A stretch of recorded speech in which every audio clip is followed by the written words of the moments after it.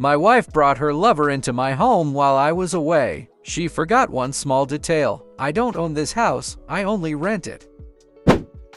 I worked as a specialized consultant, which meant I was away on international assignments for 3 to 4 months at a time. I earned great money and paid for a high-end, spacious apartment in the city. My wife, Tiffany, didn't work. She enjoyed the lifestyle my salary provided. I thought our marriage was solid, despite the distance. I trusted her completely, even giving her a credit card for household expenses. But while I was building our future, she was bringing a stranger into our bed. The red flags started with the neighbors. My neighbor, an old friend, called me during a trip to Dubai. He asked if I had sublet the place because a guy had moved in and was constantly throwing loud parties, blasting music until a.m., and getting into shouting matches in the hallway. I was confused. Tiffany told me it was just her cousin staying for a few days. But the noise complaints kept coming, and the building management sent me a formal warning about an unauthorized occupant. I decided to fly back 2 weeks early without telling her. I walked into my own apartment at M and found the cousin, a massive, tattooed guy named Chad, sitting on my sofa, drinking my expensive whiskey and watching my TV. Tiffany was in her bathrobe. It wasn't a cousin.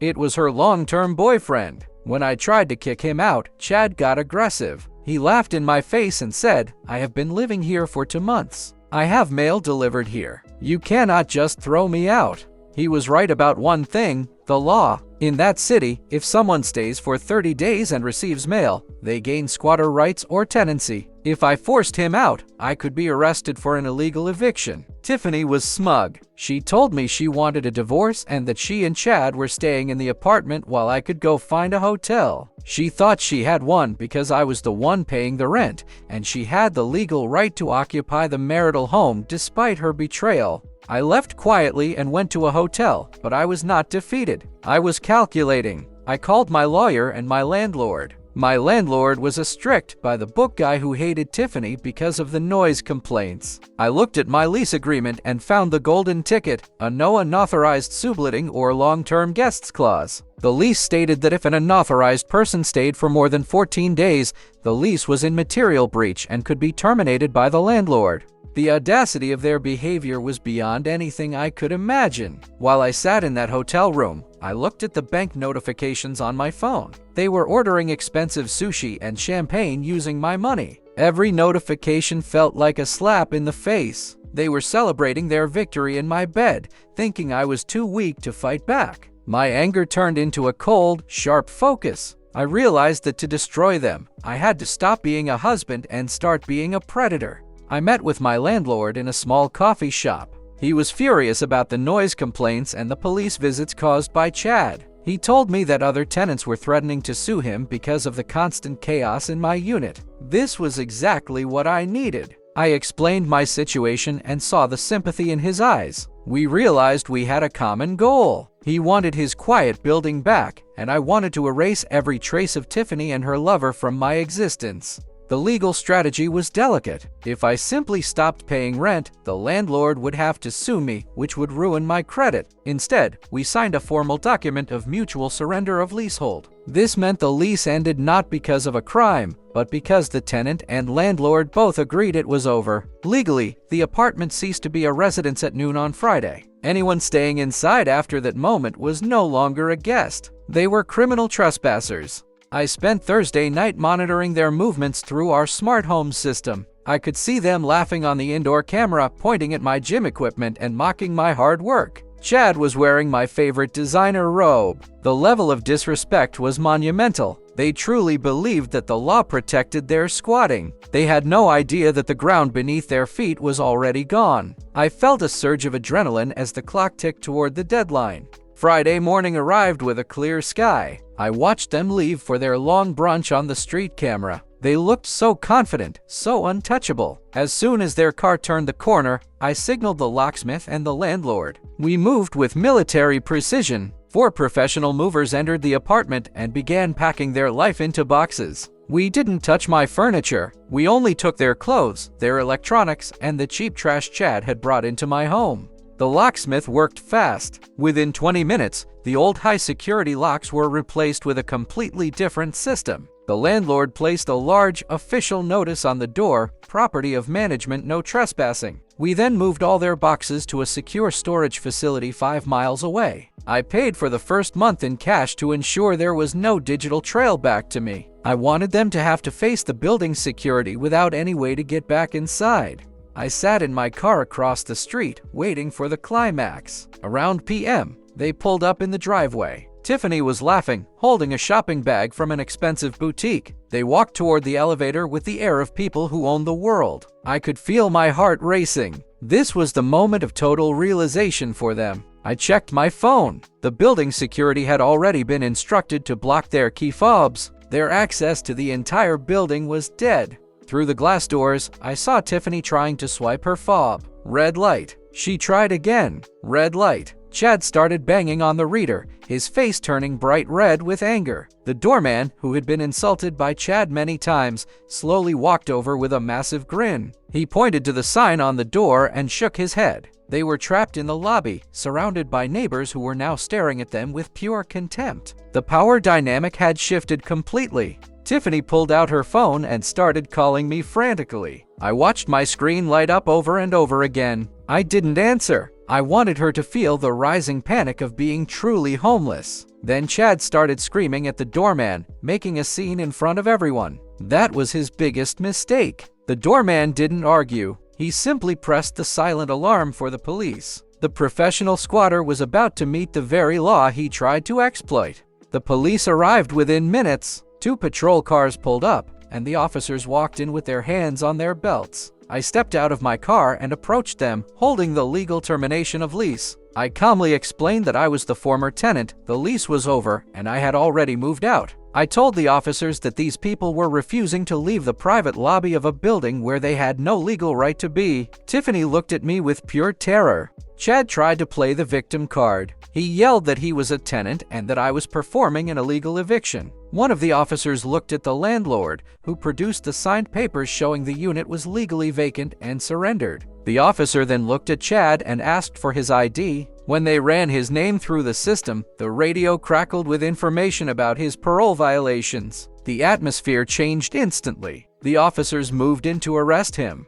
Tiffany started screaming as they put the handcuffs on Chad. She was begging me to stop it, telling me she loved me and that this was all a big mistake. A mistake? She had lived with this man in my bed for months. I looked her directly in the eyes and said nothing. I just watched as they pushed Chad into the back of the police car. He wasn't acting like a tough guy anymore. He was crying and swearing. His squatter's rights had vanished into thin air. The police told Tiffany she had to leave the premises immediately or she would be arrested for trespassing as well. She asked where her things were. The landlord handed her the address of the storage unit and a single key. He told her she had 30 days to vacate the storage or the items would be auctioned. She realized she had no car, no home, and no money, as I had finally canceled the credit cards the moment the police arrived. She was standing on the sidewalk, alone.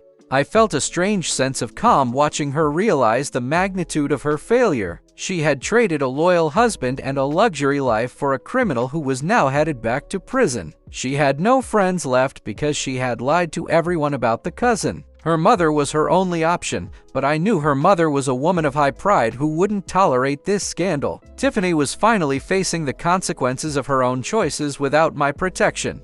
The next day, I began the process of cleaning my soul. I hired a professional service to remove all the furniture from the apartment. I didn't want anything that they had touched. I donated the bed, the sofa, and the rugs to a local shelter. I wanted a fresh start. The landlord was so grateful that the building was quiet again that he helped me coordinate the move. We shared a drink in the empty living room, celebrating the departure of the parasites. The divorce went even better than my lawyer predicted. Since Tiffany had brought a criminal into the home and caused a material breach of a legal contract, the court viewed her actions as extremely irresponsible. We presented the logs of her spending my money on Chad's legal fees and gambling habits. The judge was disgusted. He ruled that she had dissipated marital assets, meaning she had already spent her half of the divorce settlement on her lover. She tried to claim that she was entitled to spousal support because she hadn't worked in years. My lawyer fired back with proof of her infidelity and the fact that she had intentionally sabotaged our living situation. The judge denied her alimony entirely. He told her that she was an able-bodied adult who chose to ruin her own life. She walked out of that courtroom with nothing but a small car and a mountain of legal debt. Justice was served in full. Chad's life in prison was even worse. Because he had violated parole with a new trespassing charge and drug possession, his original sentence was extended. He lost his freedom and his host. I heard through the grapevine that he tried to write to Tiffany, asking her to put money on his books. She couldn't even afford her own phone bill. The two predators were now starving because they no longer had me to feed on. Their twisted romance died in the cold reality of poverty. I moved to a new city where nobody knew my story. I found a beautiful penthouse and started my own consulting firm. My business grew faster than ever because I had a new level of discipline. I learned that if I could survive that level of betrayal, I could survive anything in the corporate world. I became a man who looks at the fine print in every contract and every relationship. My trust is now something that must be earned over years, not months. Tiffany's mother eventually called me to apologize for her daughter's behavior. She told me that Tiffany was depressed and living in their basement, working 2 jobs just to pay off the lawyers. She asked if I could ever forgive her. I told her that I had already moved on and that I wished them both the life they deserved. I didn't feel hate anymore. I just felt a profound sense of relief that she was no longer my burden to carry. It's been 2 years now since the day the locks were changed. My life is unrecognizable compared to that night in Dubai when I got the first phone call. I am fit, successful, and truly happy. I sometimes think about the apartment and the look on Chad's face when the handcuffs clicked shut. It's a reminder that the law is a tool, and in the hands of someone who has been wronged,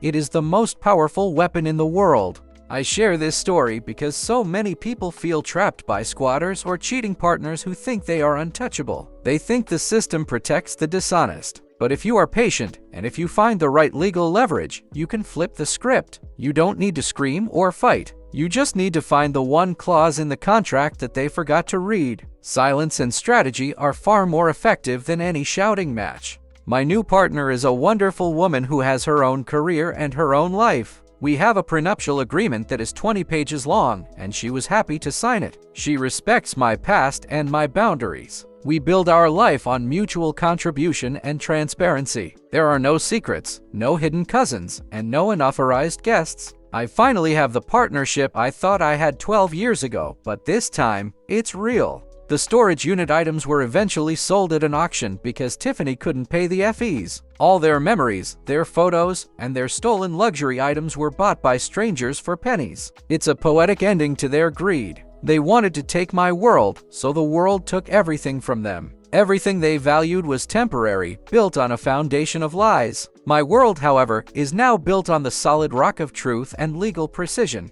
So, to my ex-wife and her lover, thank you. Thank you for showing me how strong I really am. Thank you for teaching me the importance of the fine print. And thank you for leaving my life so that I could finally start living it for myself. You wanted the apartment, but you ended up with the sidewalk. I wanted justice, and I ended up with a kingdom. This is the end of our story and the beginning of my best life. Peace at last.